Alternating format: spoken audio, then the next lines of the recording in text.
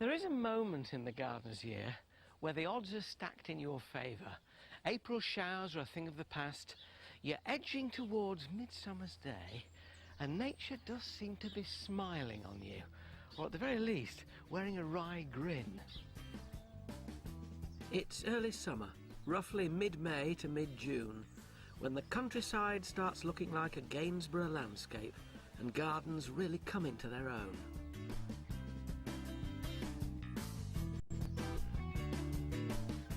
Conditions are just about perfect in gardens now. It's near as damn it frost-free, it's warm, but still damp. And even that skinny garden of yours, by about the middle of June, will be putting on so much weight that it'll be nigh on bursting its buttons. And not just with green growth. Early summer also brings the first full flush of flowers, with cottage garden plants at the peak of perfection. So what's a gardener to do? Well, most cottage boarders will need some help to really sing. This is ours, and it certainly will. There are spring flowers going over that will need to be replaced, but it's warm enough now for tender plants to venture outside in pots and any bare bits of border you might find. Early summer's the perfect time to test drive your patio.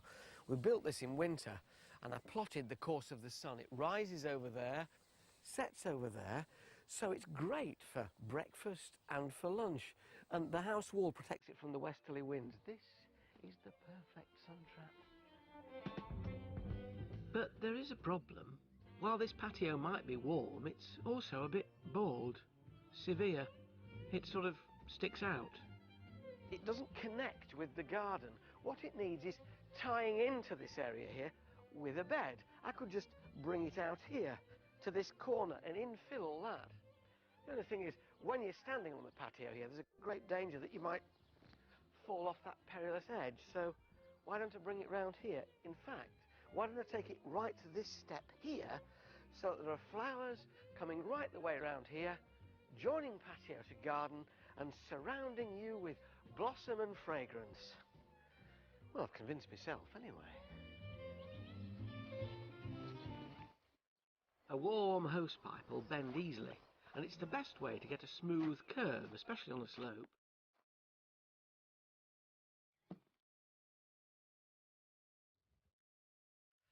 And now you can see how this curve echoes that curve. It's all very satisfying.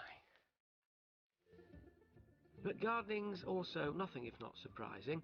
It turns out this patch used to be an old dump with a shed, so it's full of bricks and bottles and compacted thin dry soil.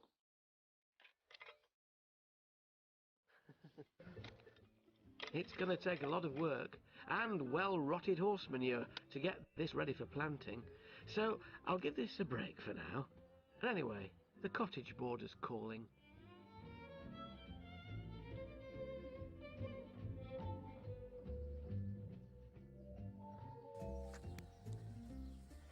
Back in April, I sank these pots of tulips into the ground to give us a bit of colour in this bare patch. Well, they're over now, and that means I've got the delightful job of just popping them out in their pots. Look at that. So much easier than having to dig them all up. And then I need to find something else to fill the gap. That's the beauty of cheating like this in gardens. The effect's instant and then exciting, because waiting in the wings is an early summer favourite of mine. Alliums will pick up the baton from the tulips and run with it right the way through the summer. And if you look across this border, you'll see they are tremendous for lifting a planting scheme out of the flat and dumpling-like. Look at these wonderful verticals that I'm getting there, right across the path and the lawn. I could afford a few more of them. And happily, I don't have to reach for my chequebook, because back in September last year, when our garden was woolly and bulbs were packing our garden centres, I bought some allium bulbs for just this eventuality.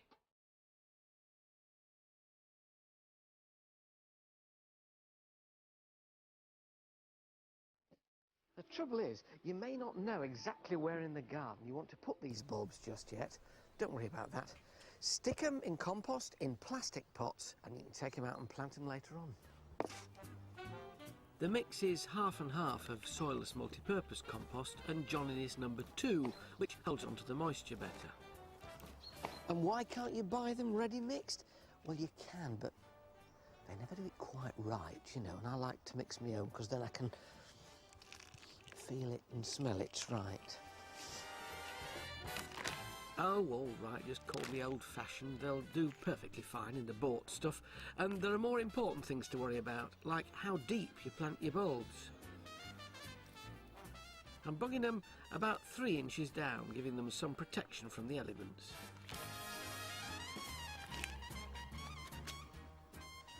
When you're potting bulbs up in autumn, drying out is unlikely to be a problem. What is likely to be a problem is waterlogging, so the best thing to do is to stand them right by a shed or a house wall. Then they'll get a bit of moisture from the rain, but they won't get drenched and they won't rot.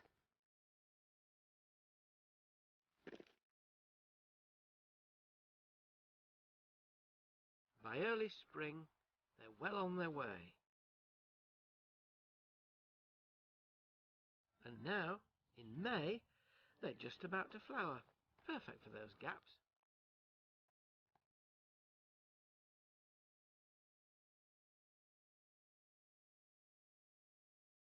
You're probably thinking when you look at this, goodness me, you haven't grown those terribly well, has they? Look at the dead ends on those leaves. Well, this is the way they grow naturally.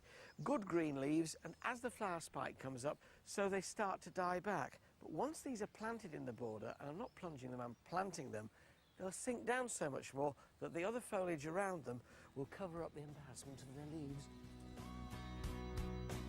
I've chosen 2 varieties for my border to stretch out the season to its maximum. First on stage will be the tall and stately purple sensation, as handsome as a timpanist's drumstick. Followed a week or so later by the huge sparkler-like blooms of Allium Christophii with their metallic sheen. And nobody'll ever know. They haven't been growing there all spring. They'll take a couple of weeks to reach their full glory, but knowing they're on their way is half the fun. It's an endearing feature of us British. It doesn't matter how long we've lived here, but at the first sign of sunshine, it's on with the shorts and out with the charcoal, even though we know it won't last. Garden centres don't help, mind you. They tap into our summery optimism and general lack of restraint by packing the shelves with colourful bedding at the first whiff of summer. But beware, these boys come from foreign climes and they're mass-produced in warm, cosy greenhouses because they can't cope with the cold or a late frost. It's one of the biggest gambles in the gardener's year. Do you put your summer bedding out in the middle of May and risk it being frosted unless you fleece it every night? Or do you wait until the end of the month when the risk of frost is past and hopefully you can plant them out and let them bloom on unabated? I'm going for the fleece option, and as bedding plants like good drainage, they've got a layer of grit under this compost rather than just the odd pebble. The compost is a special container one, packed with nutrients to give them a head start. But what plants work best?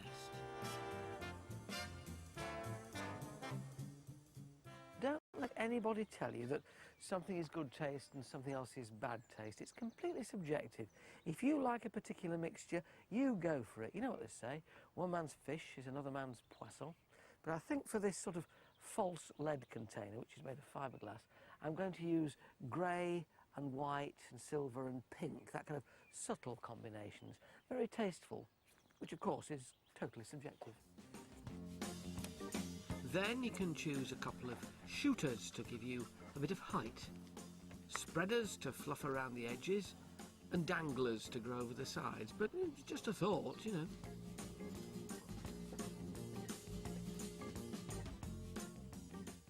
It looks overstuffed, doesn't it? But don't worry, you don't need to leave them room to grow because they'll elbow one another aside to show off their flowers. The most important thing is that you give them plenty of food and water to do that with. The food in the compost will last only a matter of weeks at the rate this lot will be growing. But if you top them up with liquid feed once a fortnight, they'll happily waltz their way well into October.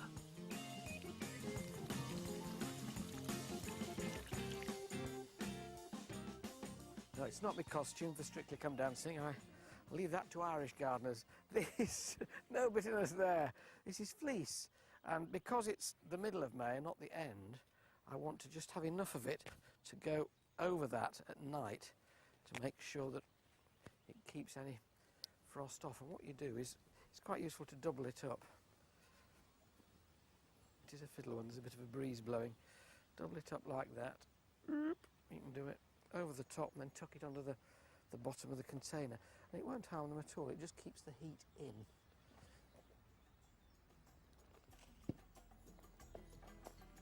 Good night. Sleep well.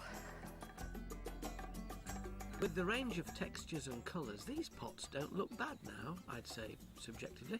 But elsewhere, our more native plants are still forging ahead and in some cases blooming madly.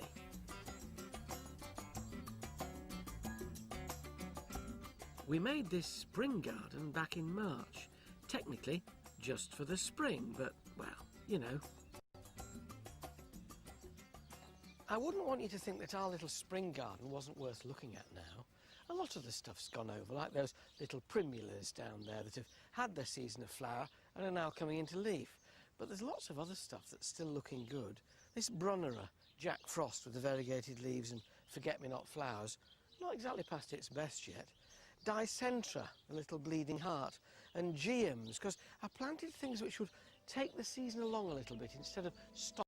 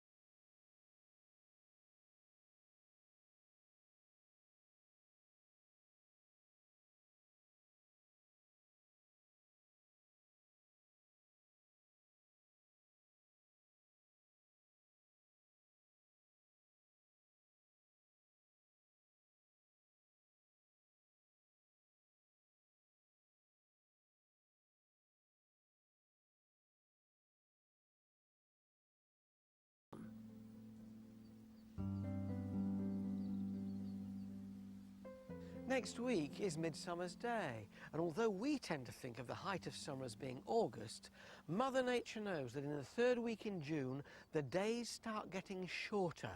She's beginning to throw in the towel, and you can see the change in the countryside. In just 4 weeks, the meadow plants will have finished. But don't despair. All that genetic tweaking does mean that cottage garden plants have become a large family with lots of members to stretch the season on and on, even if you do have to bend the rules a bit. There's one particular relative of the humble buttercup which makes its debut in early summer. It's more Royal Ascot than straw bonnet, but it's perfectly at home in a cottage garden, and it is the peony. There are hundreds of varieties too, so the giant tutu-like blooms come in all shapes and forms. Don't be fooled though by these paper-thin petals. Underneath the fragile exterior lurks a tough, hardy perennial. Peonies are the elephants of the plant world. They can live for 50 years or more, all on account of this. A tuberous root that looks just like a dahlia, but is in reality much tougher, much hardier. And even when the top growth has died down, this root still persists, growing wider still and wider. But while these roots may be hardy, they're not keen on change. Don't try moving peonies round the garden. Once they're planted, they like to stay there, and then they'll bloom their socks off. They went out of fashion for a bit in the 70s when people wanted labour-saving gardens that were colourful the whole year round. And a plant like the peony that came up, was spectacular and disappeared within about 3 weeks wasn't their bag at all. But look at that. Are you saying you don't want that kind of spectacle in your garden, even for 3 weeks? I love them, and for the rest of the year, I look forward to them. There is a way to stretch those 3 weeks further though, and I'll show you how here in our garden. You're spoiled for choice when it comes to varieties, but one thing you can do is get them so that they flower in succession over several weeks. Bowl of Beauty there, an old favourite, that's quite early.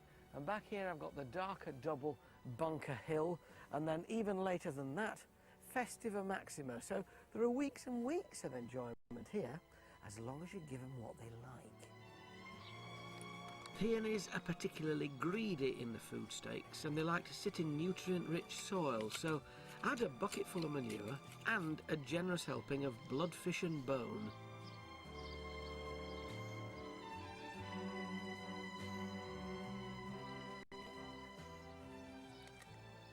Now this is where it gets critical. People say, when I've planted peonies, they've never flowered.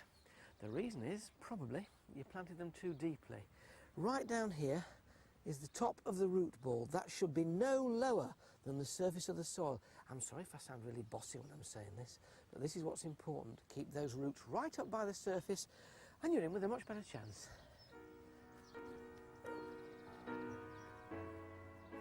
Happily, it's not just the peonies that are in flower. Our alliums have arrived too and are doing just what I hoped, lifting up that border away into a confection of cottage garden gloriousness.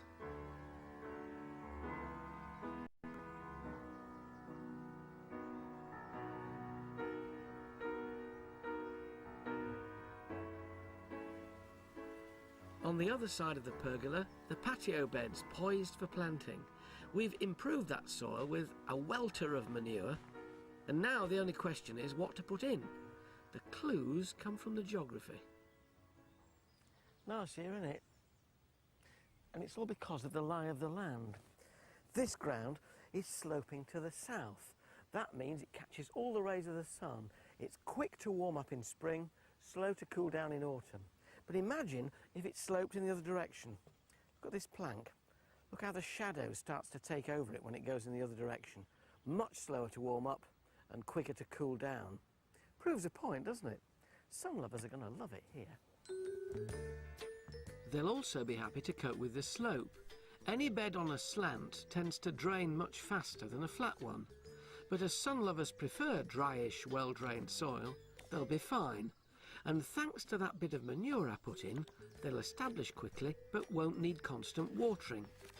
All we've got to do now is find them. There are lots of plant directories you can get, you know, to look things up and find things that'll suit your situation. But there is a bit of estate agent speak in here. You've got to learn to read between the lines. And when it says things like strong growing tree, that means it'll move your foundations. Then you get mildly invasive. That'll take over your entire garden.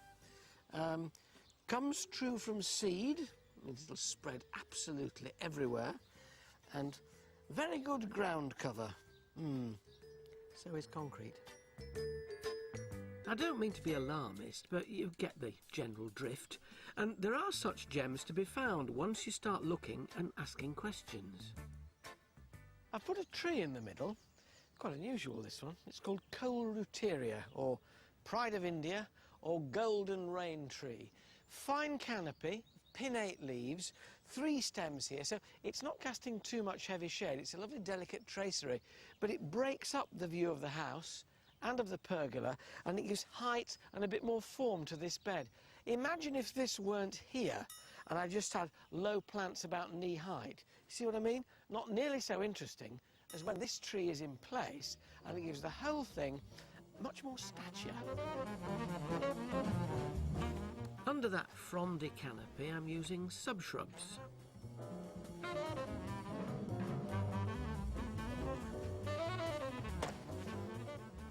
Now, a subshrub is a low-growing shrub with a woody bottom and a soft top. And they're very useful because they're not quite as big as shrubs proper, but they've got a bit more welly than border perennials. So in here, they'll be perfect. Lavender's a subshrub. And so is the silvery-leaved convolvulus neorum. And among them, dainty flowers like demesia. Then comes the agony and the ecstasy of deciding just what goes where.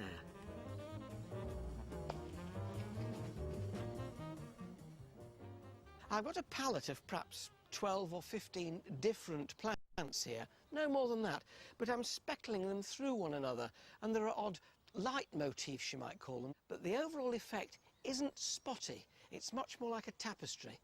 The best place to see it, actually, is from over there. Now, I know it's not exactly by but there's definitely a tapestry feel to it, isn't there? This is a much more modern way of planting, rather than in blocks and drifts. It's what you might call a current trend. You'll find the precise planting plan on our website. And in that first season after planting, don't ignore the hosepipe. It may look as though I'm just dampening the surface, but believe me, I'm standing here long enough to make sure it goes really deep down. It would be a mistake to assume that because these are drought-tolerant plants, you could just bung them in and let them get on with it. It doesn't matter how tolerant of drought they are. In the first few weeks and months of establishment, they need watering in to encourage those roots to travel in the soil. Then, in subsequent years, they will be able to seek out every last drop of moisture. But with this slope draining the water downwards at a rate of knots, it pays to stop any more from evaporating upwards. So a mulch put on now, before the weather gets too hot, will keep the maximum amount of moisture where you need it. Now at the moment there's about as much gravel as there is plant material. But over the next few weeks, you'll see these plants fill out so the gravel will disappear and become a background to them. It'll work. It'll look nice.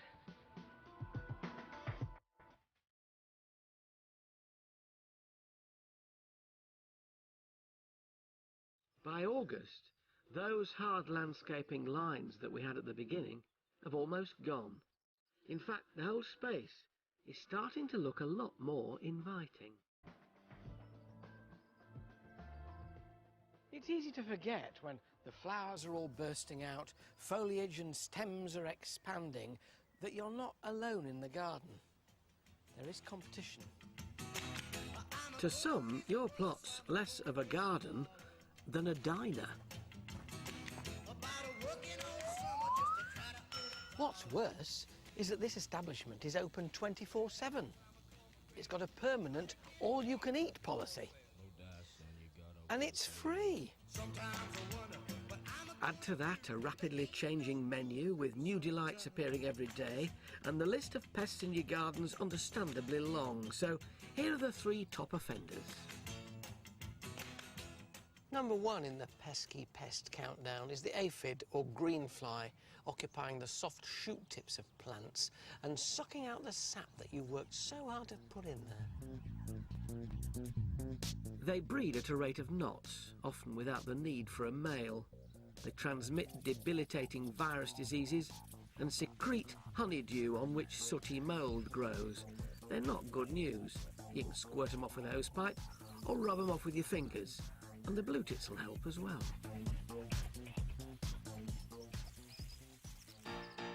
Number 2 in my roll call used to be a problem just in the south, but now it's crawling way up country. Lily beetles, bright red blighters that nibble holes in the flower buds and the leaves. leaving your lilies in such an awful state that they might not even come up next year. Picking off offending tiny eggs and more conspicuous beetles is a surefire way to stop them in their tracks, but don't expect a silent departure. They make a sort of squeaky click when they're cornered.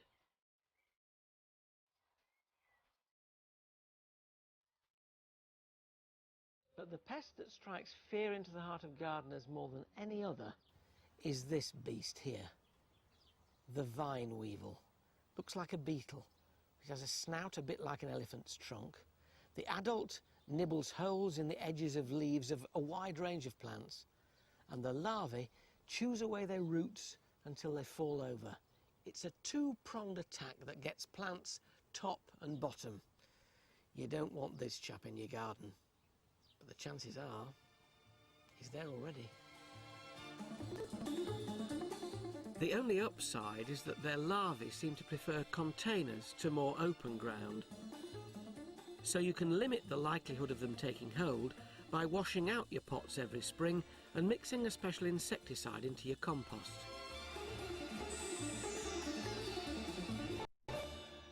But if you really love your garden and you spend lots of time in it and get out and admire the plants, you can generally spot problems in the early stages and nip them in the bud before they develop into epidemic proportions. And that's almost it for early summer. At the beginning of this series, we set out to create a garden that looked great in every season and got better year on year. Early spring brought narcissi and flowering shrubs. Late spring, tulips and masses of new green growth. And now, well, see for yourself. I'd say our work's paid off.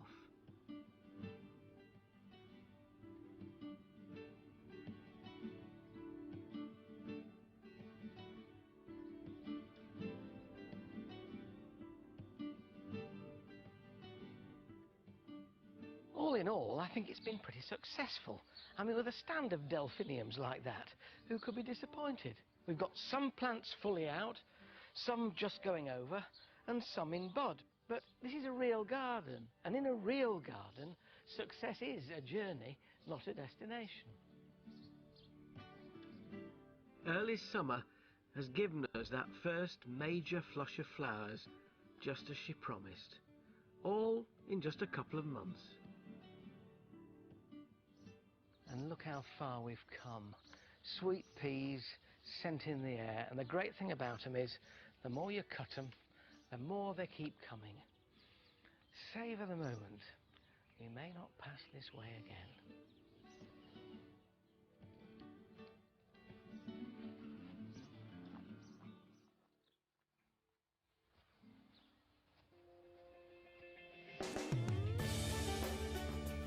Next time, high summer sees new stars of the show, phlox, cuttings and cannas.